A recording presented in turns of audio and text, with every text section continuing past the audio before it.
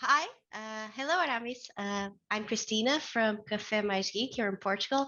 And if you don't mind, I have a few questions, of course. Yeah, please. Thank you, Christina.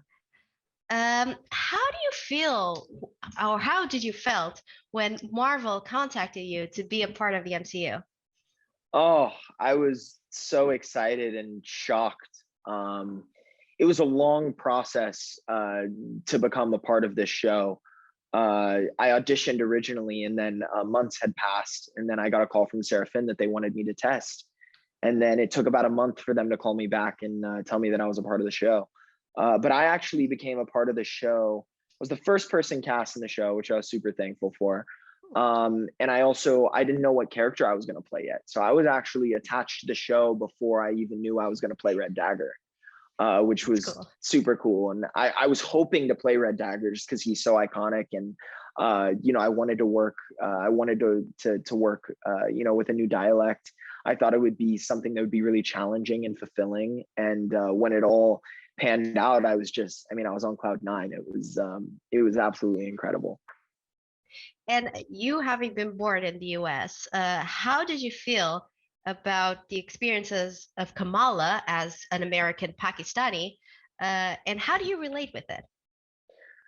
Oh, I relate with it so much. Like some of the jokes in the show, just like such a you only know what it's like to live in a South Asian household if you've been around it, if you have family, and you know how it is. Like my grandma, it's funny. Like growing up, she was always so worried about the grades I was getting in school and what college I was going to go to. Am I going to go to USC? It's like you're either going to be like an engineer, or you're going to be a lawyer, or you're going to be a doctor. So me coming in like saying I wanted to be an actor, it's like it's a very similar experience that Kamala has with her parents, wanting to go to Avenger Con. It's like, yeah, but like, are you getting good grades? Like, do you have a test this week? Like that's always the most important thing sometimes in a South Asian household. They're so education based that I could really, really relate with her in that way, where it's like, I feel like I'm something that maybe, you guys don't see for me, but like, you got to support me. And now my family is so supportive of my career.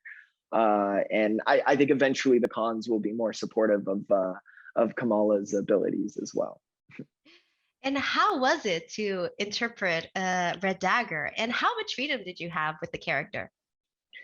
I would say that we had quite a lot of freedom. All of us had a lot of freedom. I think based on the fact that the comics are quite new, these are new characters. So this show is really kind of like the baseline for who our characters are. I think we're really creating them as we went. So we had a lot of creative freedom.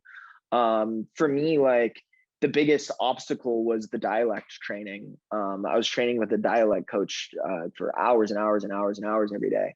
Um, just to be able to bring an authentic accent, but something that also makes sense.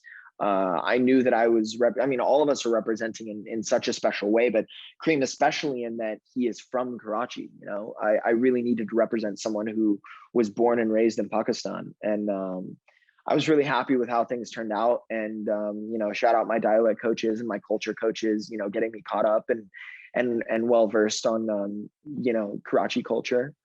It was really an experience I'll never forget, for sure.